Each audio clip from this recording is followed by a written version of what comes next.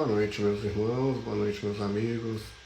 Sejam todos bem-vindos à nossa live aqui pela primeira vez com o Sege. É um prazer, mais uma vez, estar podendo falar com vocês. Sei que aqui tem muitos conhecidos, já vi aqui o Patrício, a Rita. Sejam todos bem-vindos para a nossa live de hoje. Para iniciarmos, vamos rogar ao Pai inspiração, paciência, e que esses temas, essas reflexões sirvam como ferramentas que auxiliarão tanto estes nos planos encarnados quanto desencarnados. Que cada um de nós aqui presente possa sentir as benéficas de Deus, a tua paz, o teu carinho, e que sejamos todos nós, aonde quer que viemos ou vamos, pontos de luzes. Fica conosco, Senhor, agora e sempre. Que assim seja. Muito bem. Hoje nós temos aqui uma responsabilidade bem interessante de falar sobre um tema que requer de nós uma busca a respeito de como que nós vamos compreender ante os... Pronto, deu uma travada aí, mas está voltando. Ante a doutrina espírita. Como que a gente pode entender os mecanismos da orfandade? E além disso, esse sentido de órfão nos dias atuais. A doutrina espírita, ou na própria construção da codificação, teve a abordagem desse tema, a abordagem dos órfãos. E a mensagem que se traz naquele texto sobre os órfãos parece mesmo alguma coisa que era muito pontual, algo que tinha muito a relação do órfão que existia naquela época e que ainda que existam hoje, estamos em um contexto diferente. Pronto, obrigado, Vanusa, por avisar que o áudio está ótimo. Estamos em um contexto diferente, então quando eu recebi o convite da Vanusa, o convite do Sege para falar sobre os órfãos nos dias atuais, na visão da doutrina espírita, eu achei bem interessante e muito peculiar, porque nós não vamos encontrar aí uma literatura espírita atual falando sobre os órfãos. Nós vamos ter que fazer uma linha de raciocínio para que nós possamos, inclusive, tirarmos as nossas próprias conclusões. Acontece que durante a codificação, durante o momento que se criava, que se consultava os espíritos para gerar a publicação desses livros que pudessem relatar sobre muitos assuntos, inclusive sobre o assunto da orfandade, Kardec vivia, e os espíritos da época, viviam uma época em que ainda se iria construir os sentidos daqueles que podem ser hoje o ensaio dos direitos da criança. Então os órfãos daquela época eram considerados principalmente as crianças. E além disso, o que estava movimentando a época em que se escreveu a codificação e que se teve uma mensagem que se instruía a sociedade a abraçar esse órfão, evitando que ele pudesse estar entregue para as armadilhas da vida ou para sofrer as vicissitudes do frio, da fome, do medo, do desamparo daquela época. Nós vivíamos naquela época um período de revolução industrial. Muitos daqueles que estavam encarnados passavam pela sua encarnação em vidas que estavam relacionadas com uma empresa familiar, rural, cortiços. E muitas vezes, dependendo de uma figura, como a figura paterna, para tirar do seu esforço, do seu trabalho, os recursos que viessem a sustentar a família. Nessa época, nós todos já ouvimos falar de que se fazia menção de que as pessoas tinham muitos filhos e se desejava, inclusive, que esses filhos fossem do sexo masculino para que eles pudessem colaborar na sustentação da família. Muitas vezes, fazendo com que esse filho mais velho se tornasse a figura paterna quando houvesse a ausência do pai ou da mãe.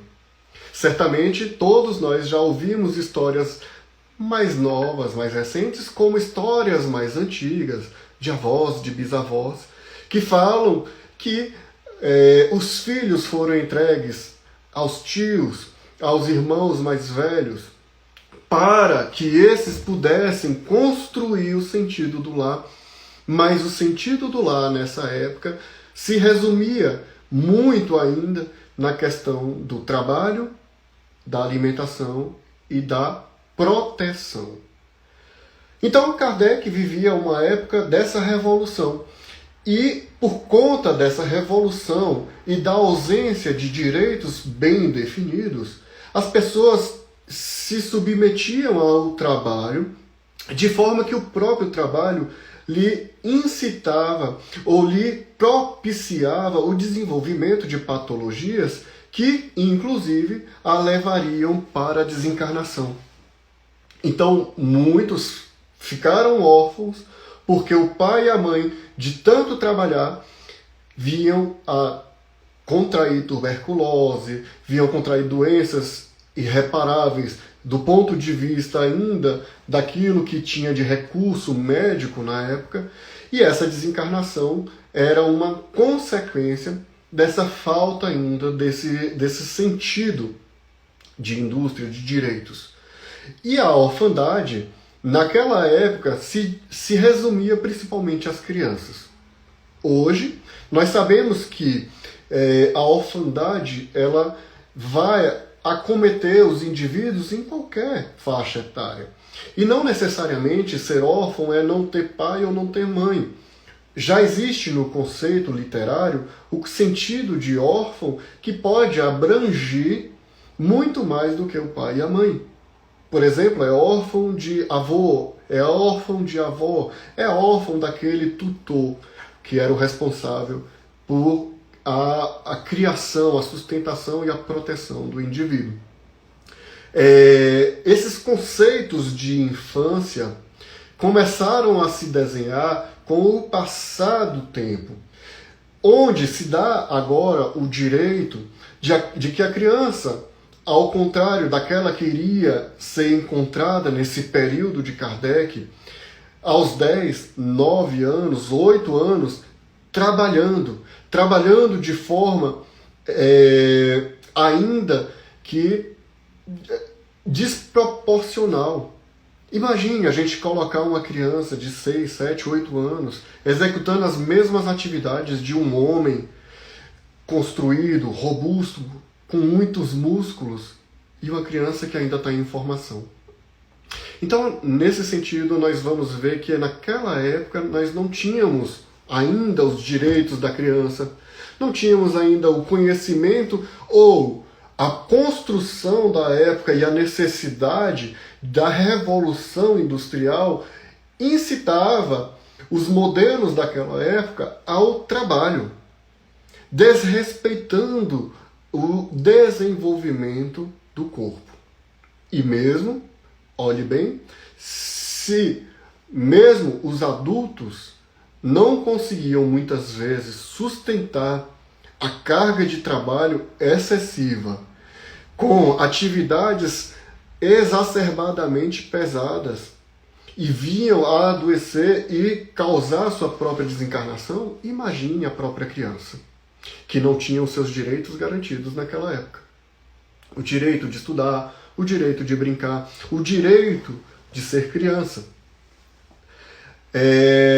Então, nós vamos ver que o conceito, as questões relacionadas com a própria orfandade daquela época, a preocupação daquele momento era a preocupação de que o indivíduo pudesse ter um lar, pudesse ter alimento, pudesse ter um cobertor.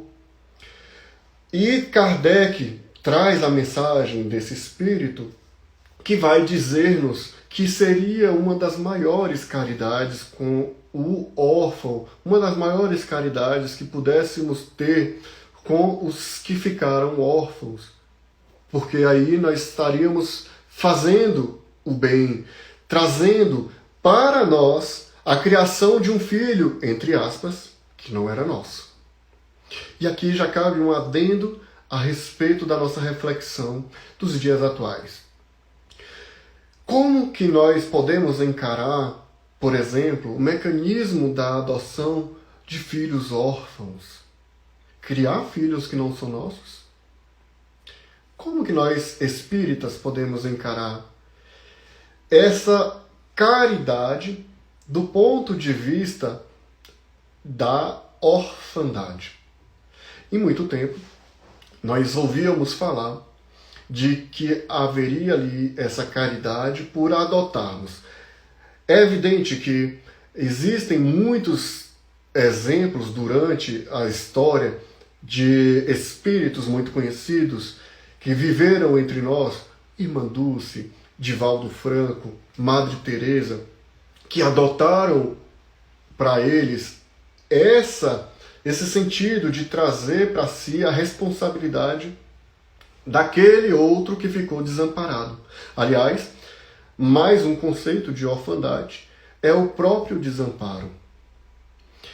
Desamparo que muitas vezes está relacionado, inclusive, com aqueles que estão encarnados. Muitas vezes nos tornamos órfãos dos pais que estão encarnados, que estão vivos. É a reconstrução do modelo familiar. É um modelo familiar que há pouco não se entendia muito bem a rejeição, os conflitos, as guerras familiares, os assassinatos que aconteciam ou as buscas infelizes de se refugiar das famílias e dos seus núcleos familiares, buscando então vidas melhores.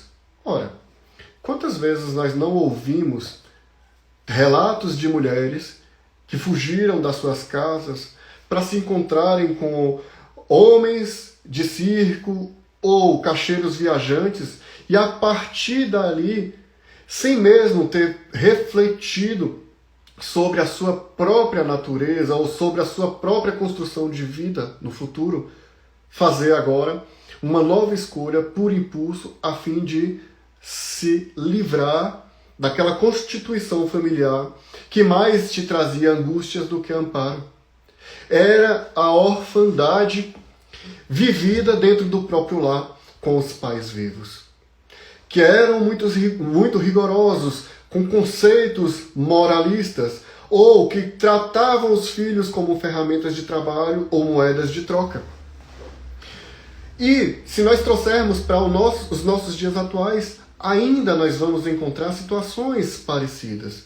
Principalmente que agora nós temos espíritos que estão com uma construção dos seus conceitos, uma experiência dessas vidas passadas que se reflete nas suas ações, um desejo de liberdade que eles não sabem de onde vem, sem valorizar a liberdade que têm. ou a importância do lar que vive.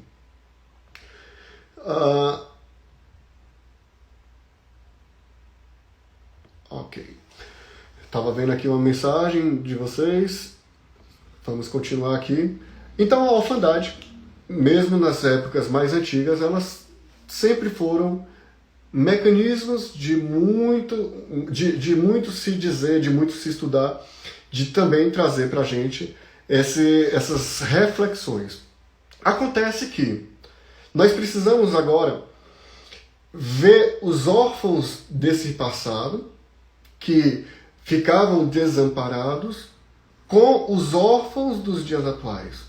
E como que nós deveríamos proceder, ou deveremos proceder a respeito disso.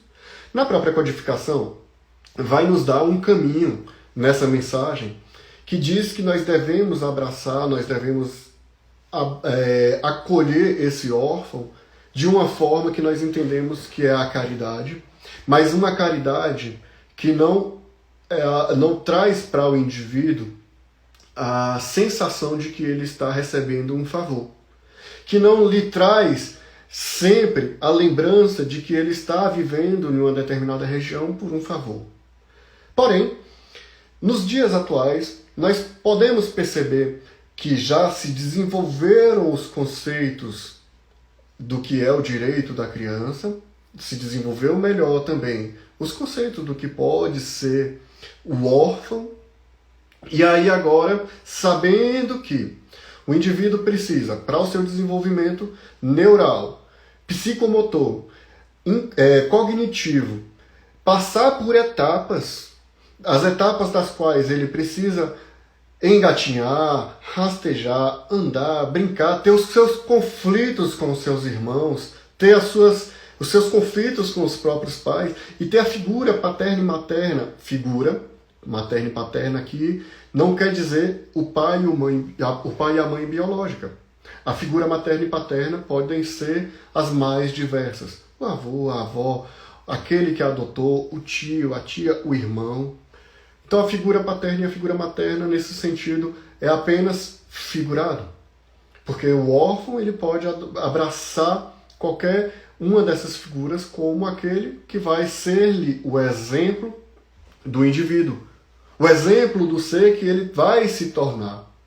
E aí nós vamos ver que nesses dias atuais, quando nós falamos sobre a adoção, falamos sobre os órfãos, há uma tendência de uma marginalização do assunto, levando-nos a entender que sempre que nós estivermos falando de órfãos, estaremos falando de uma parcela de pessoas que nos trarão problemas. Olha, no passado, quando se escreveu na época da Revolução, a preocupação, na maior parte, era que aquele indivíduo não caísse nas armadilhas da sociedade, mas que ele tivesse a oportunidade de alimentação e proteção, acolhimento. Hoje, uma das preocupações é não trazer para si o problema de outras famílias. Lógico que existem construções familiares muito relativas, existem meninas que estão engravidando, meninas e meninos que estão gerando filhos sem o mínimo das condições para se criar esses filhos, levando muitas vezes, nas classes mais favorecidas financeiramente, a o próprio aborto, porque eles têm ali um recurso financeiro, eles podem procurar clínicas que se especializaram, entre aspas, nesse tipo de recurso, que é o próprio aborto. E quando nós observamos as classes mais desprivilegiadas financeiramente, essas gestações muitas vezes são levadas a termo, dando lugar a uma criança, e aí essa criança sendo submetida à precariedade da situação familiar que se encontra agora. Construindo-se, inclusive, esse tipo de núcleo familiar por pais que ainda não construindo bem os seus conceitos, ou vivendo em ambientes cujo o tráfico, a utilização de armas das mais diversas estão envolvidas, a falta da oportunidade da educação, podem aumentar o índice de desencarnações mais jovens possíveis. Por isso que nós vamos ver algumas desencarnações de adolescentes que já eram pais, deixando aí um órfão. E aí a gente muitas vezes se pergunta, será se aquele pai ou aqueles que foram responsáveis junto com aquele pai ou aquela mãe por aquela desencarnação pensou que havia deixado uma família para trás, um órfão, alguém que precisava daquele tipo de apoio? Certamente a imaturidade da época, a imaturidade daquele que acabou de passar e as escolhas equivocadas não o fizeram dar valor e se precaver desse tipo de possibilidade que ainda é uma constância. Os órfãos da época da mensagem que chegou para a codificação estavam muito relacionados com esses órfãos que nós temos da época da Revolução Industrial. Hoje, nós temos órfãos dos mais diversos, envolvidos com esses que estão relacionados com os assassinatos do tráfico, os acidentes automobilísticos e as doenças como os cânceres e as doenças cardiovasculares, mesmo naqueles mais jovens. Sabe-se que muitas vezes nós vamos encontrar, como eu havia falado, um abandono desse filho por pais que estão encarnados. E o filho não encontra no ser que está compondo a sua família, ou não, a figura que ele busca ou que a sociedade diz que ele tem que buscar do pai e da mãe.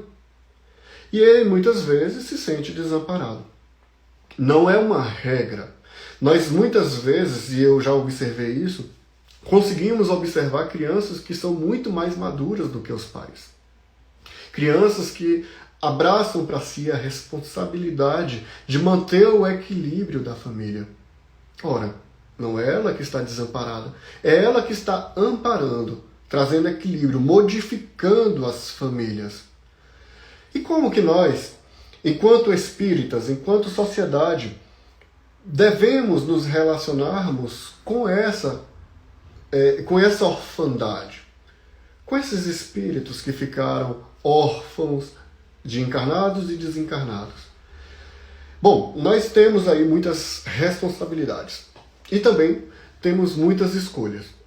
Nesse sentido, nós ainda, enquanto espíritas, precisamos ou adotamos para nós o sentido de caridade para os atos que estejam relacionados com a adoção ou com a assistência para os órfãos.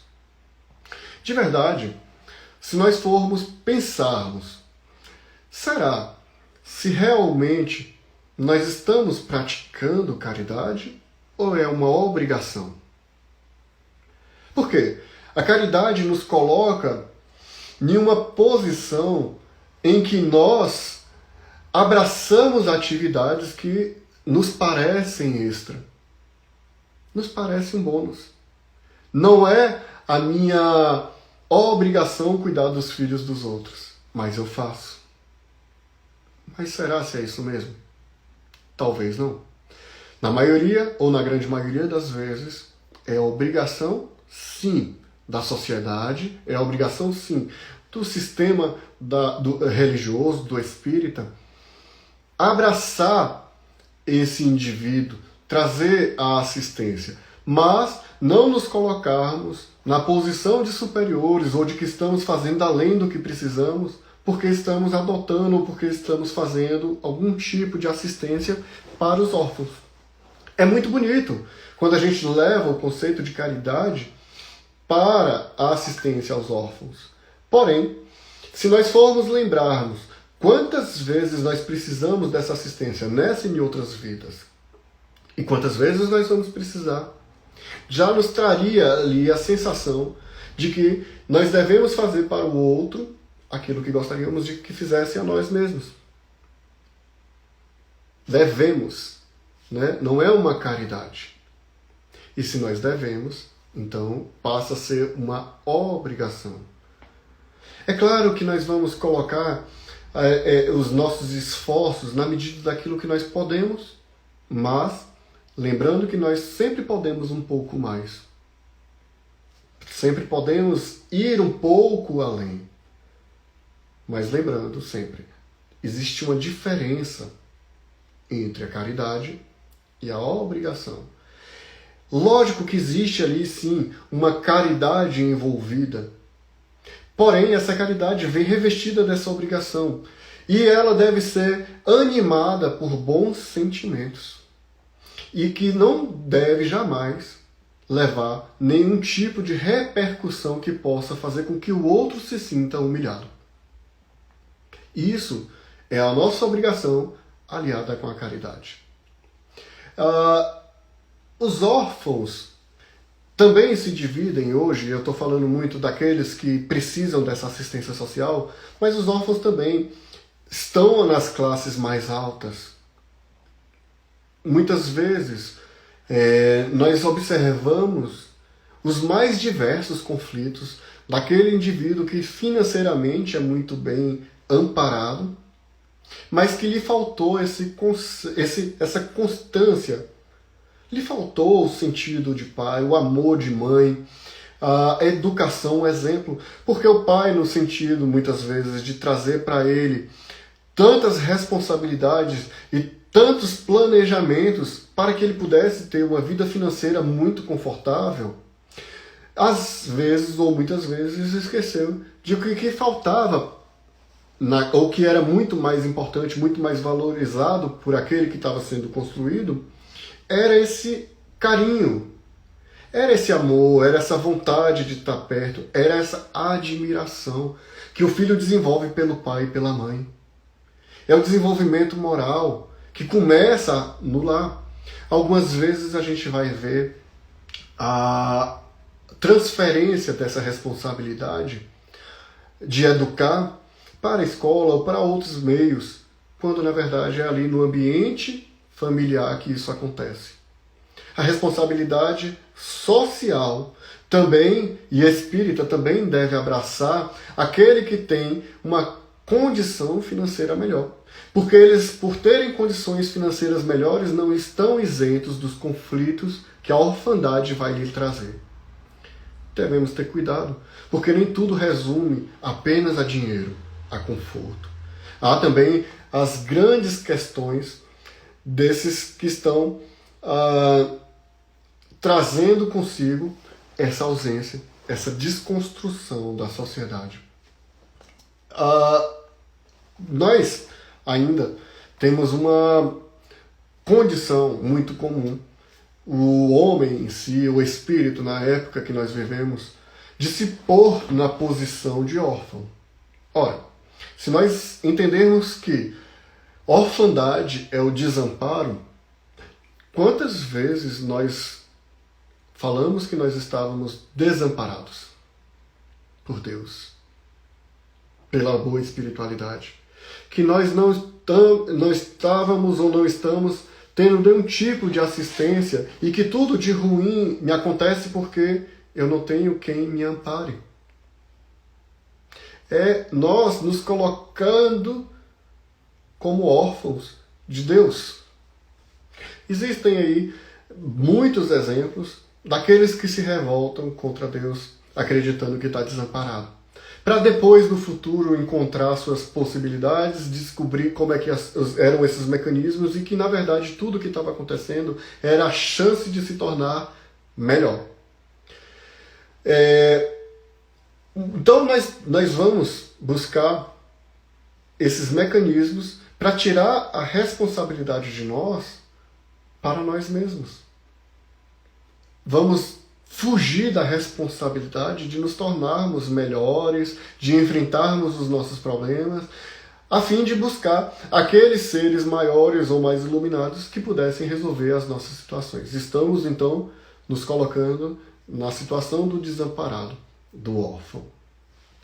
Muito bem, dito isso, nós temos, então, uns conceitos interessantes.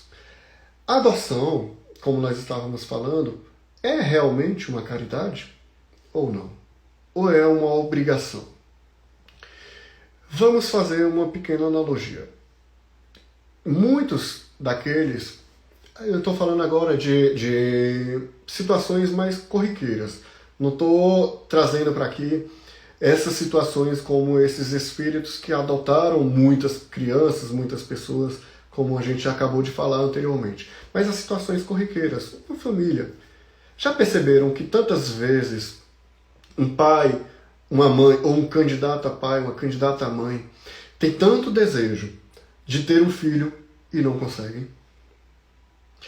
Tantas vezes tentam, por mecanismos naturais, in vitro, por inseminação, por utilização de hormônios, gravidez assistida, e muitas vezes ainda assim não se tem sucesso, trazendo um sofrimento muito grande para esse que tenta e não consegue êxito.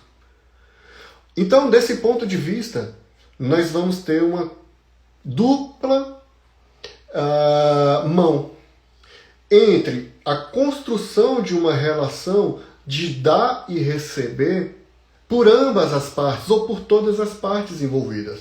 É a construção de uma família.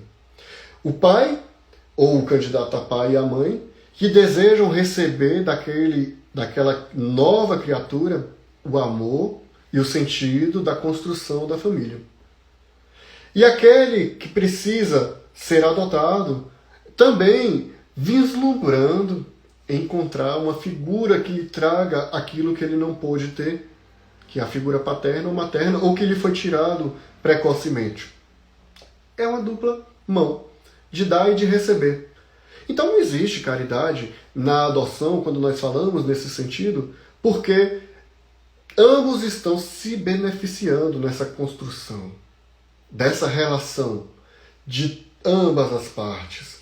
Nós, na nossa família, temos aí muitos exemplos, né, de troca de amor, de construção desse amor legítimo que não nos traz o sentido de que estamos fazendo uma caridade com ninguém.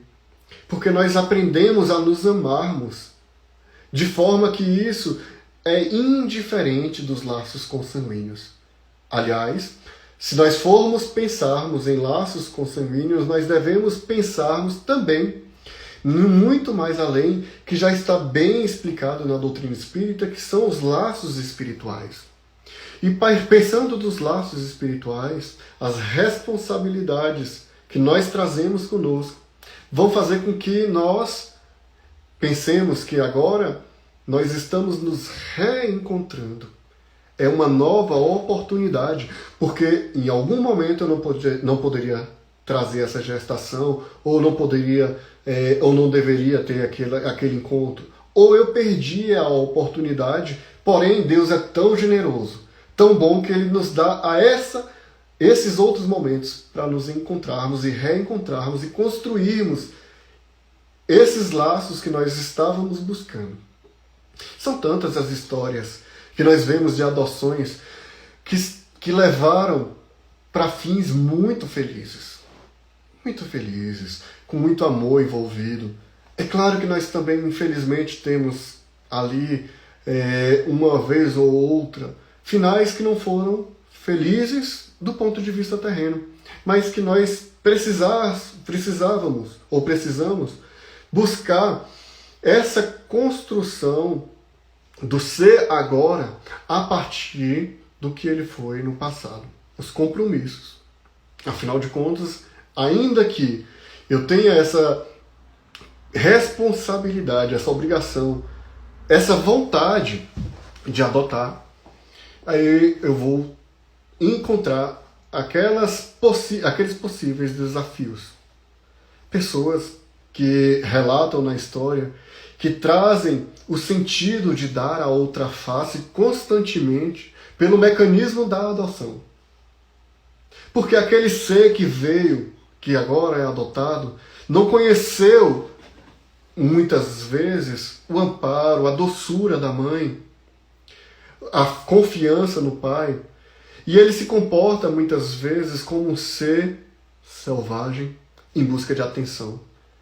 E na busca dessa atenção, o medo da rejeição faz com que ele construa para si uma personalidade que vai trazer o álibi de que o outro possa lhe expulsar da vida.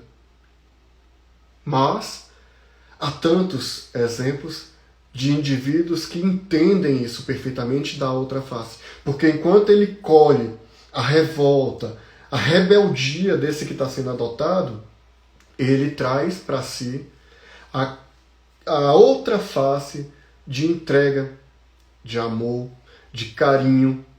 Ele leva... Pronto, voltando, deu uma travada, eu acho, não foi? Ele leva, continuando, ele leva para aquela criança que foi adotada, que está trazendo ali para ele um conflito a mais, mas tamanha é a maturidade que só entrega amor. Só entrega paz, carinho, paciência, sem deixar de lhe levar à educação. Porque nós não vamos encontrar famílias e não vamos encontrar pessoas simplesmente por adotar com o senso de que ele deve dizer sim para tudo. Não é. Ele precisa adotar a postura de educar, de dizer não, de dizer sim, de fazer com que o outro aprenda a conquistar os seus objetivos. Então aí nós vamos ver que esses laços, eles se construíram há muito tempo e eles vão fazer com que muitas questões do passado ou novas questões comecem a partir de agora ter um amparo. Deixou de ser órfão para agora receber esse amparo individual, esse amparo que vai curar feridas. Lá trazendo ainda uma frase e um pensamento de Joana de Ângeles que nos diz que o remédio que damos para o outro é o mesmo remédio que vai curar as nossas dores, os nossos sofrimentos. É trazendo para o outro a educação, a oportunidade que nós também estamos trazendo para nós. Os mesmos remédios, as mesmas essências construtivas que vai nos fazer sermos melhores e ajudarmos o outro a se construir nos sentidos de que eles possam ser melhores. Nós temos umas questões bem interessantes. Quando nós estamos falando dessa orfandade, nós temos que também pensarmos onde que acontece, em quais sentidos acontecem o sentido da orfandade. É só no plano encarnado? É só no plano físico? Eu só posso ser órfão se eu estiver habitando um corpo físico? Ou será se há órfãos no plano espiritual?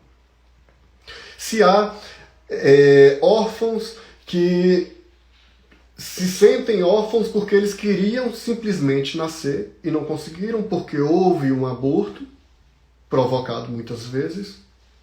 E aí agora nós vamos observar espíritos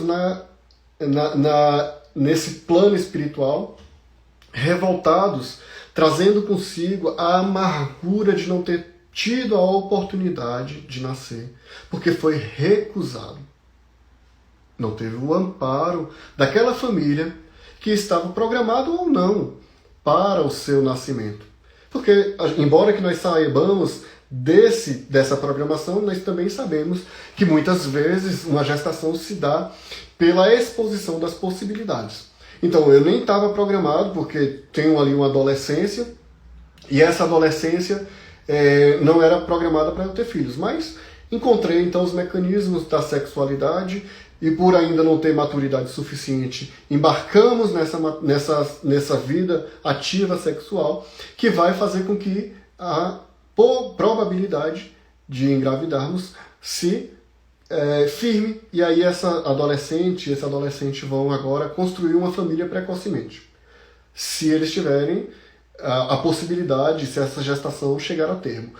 Algumas vezes nós temos aqui muitos exemplos de que houveram tantas possibilidades de um aborto e todas falharam e o indivíduo vem a nascer, que nós nem entendemos como acontece. E ainda assim, muitas vezes eles nascem com muito vigor, com a saúde perfeita, que faz com que ele venha mostrar para esse pai e para essa mãe que ele está ali, que ele quis estar ali.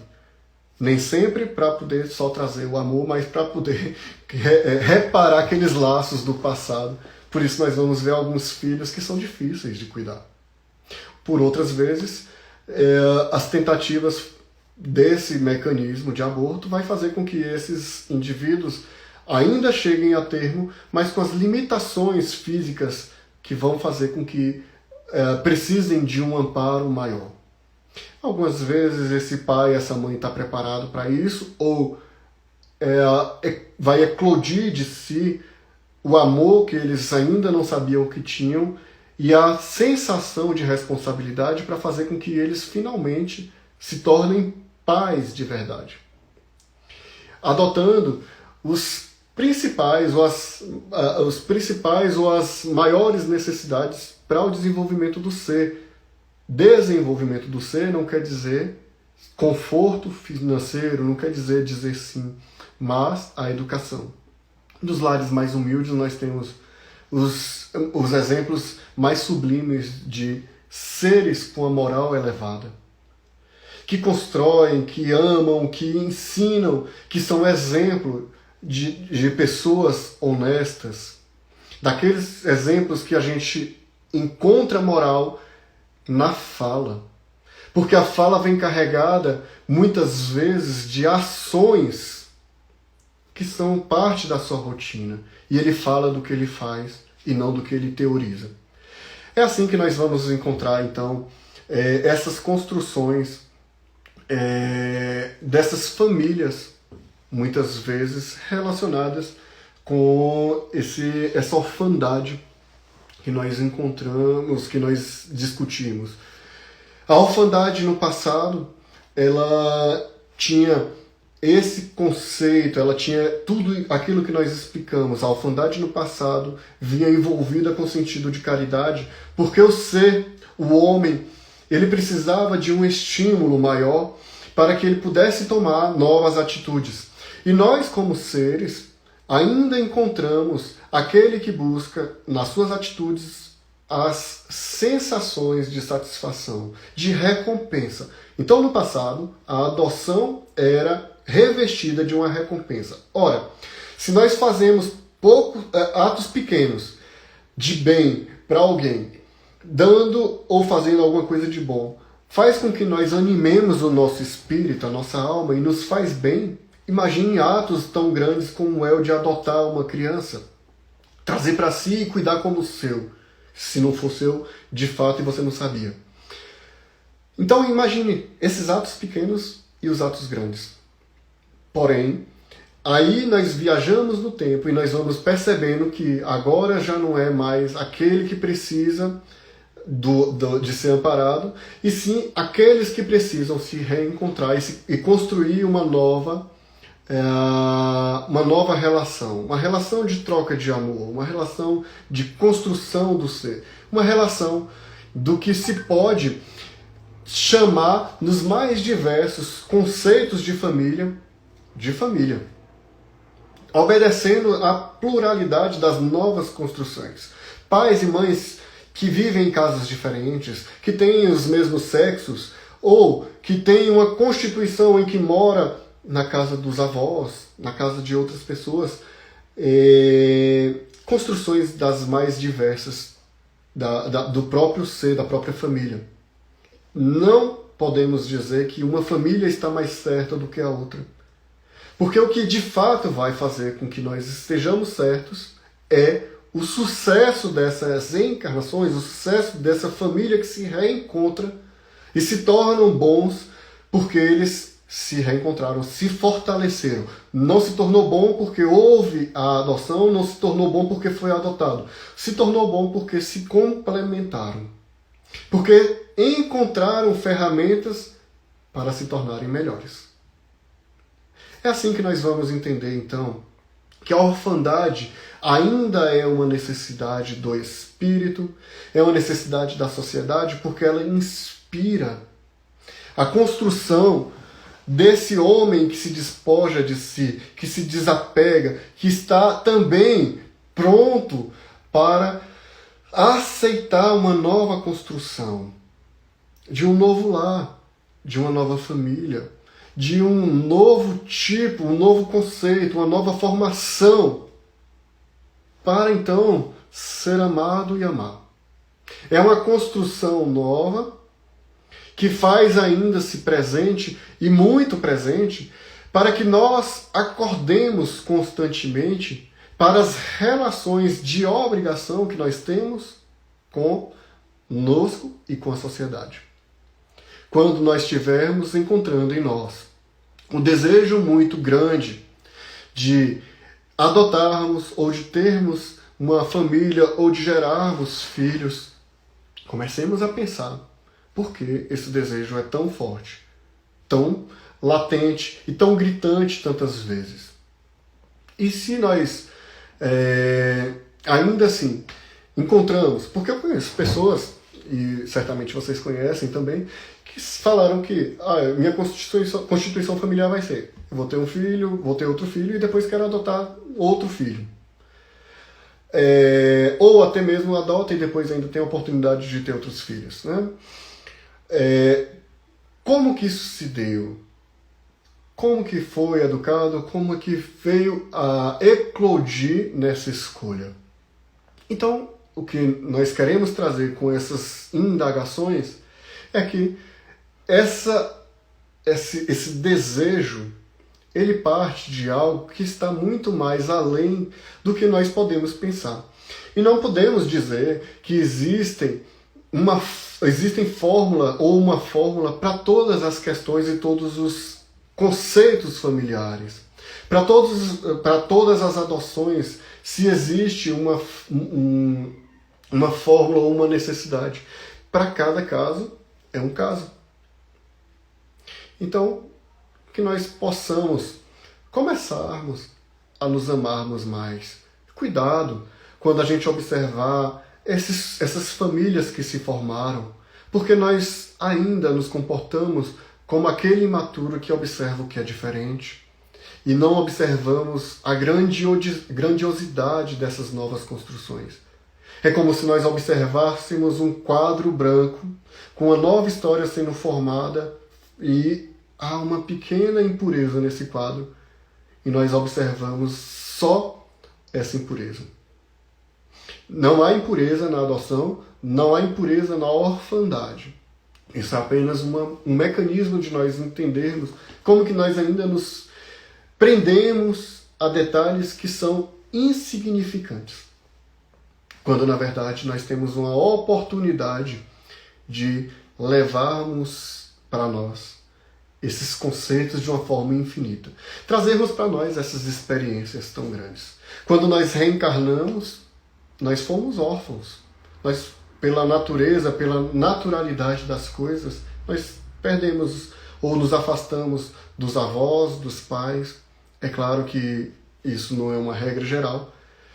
Nós estávamos no plano espiritual, muitas vezes, nos achando desamparados. Porque o que para mim era uma figura paternal está encarnado. E aí agora eu venho a reencarnar para encontrar o meu pai, a minha mãe, e aí finalmente construir esse novo ciclo. Ou um novo pai e uma nova mãe, porque a gente sabe que são ciclos que vão se reconstruindo, vão se formando e vão aumentando para que a gente finalmente se torne seres que se entendem como verdadeiros irmãos. E aí agora, no sentido de verdadeiros irmãos, ainda nós temos os órfãos de irmãos. Os que se sentem desamparados porque não conseguem ver no outro esse irmão que tanto nós trazemos à tona nos nossos diálogos.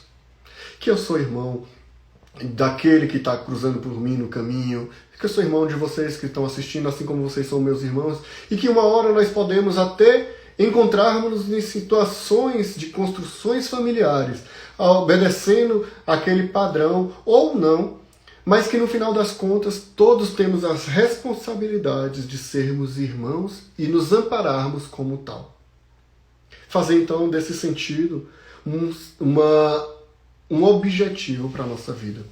Que nós sejamos então, como sempre dizemos, aquele que faz a diferença.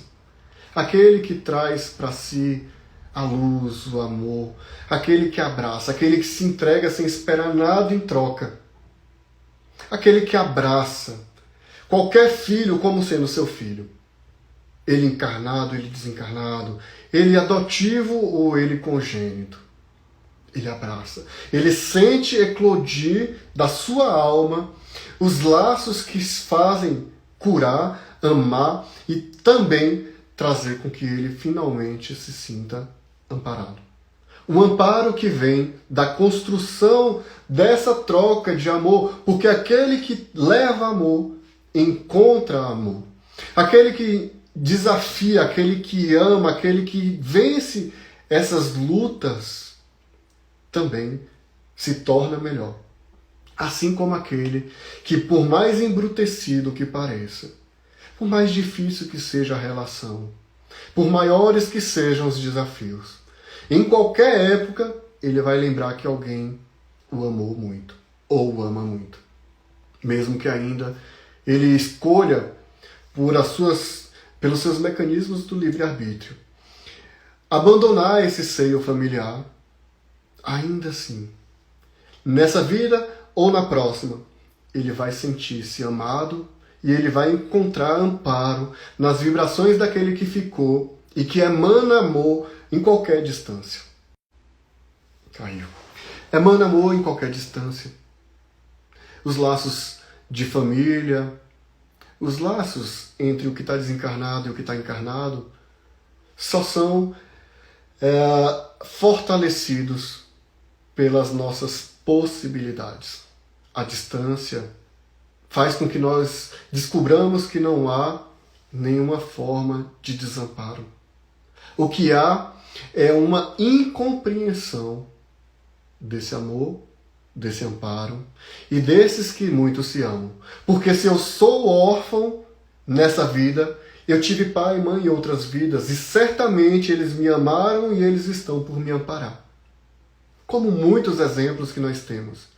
É aí que nós vamos ver que Deus não dá jamais o frio sem que haja um cobertor compatível. Não há desamparados de verdade. Não há aqueles que sofram constantemente. O que há é ainda ignorância e ouvidos espirituais fechados. E sensibilidade de entender como a vida está sendo regida em decadência.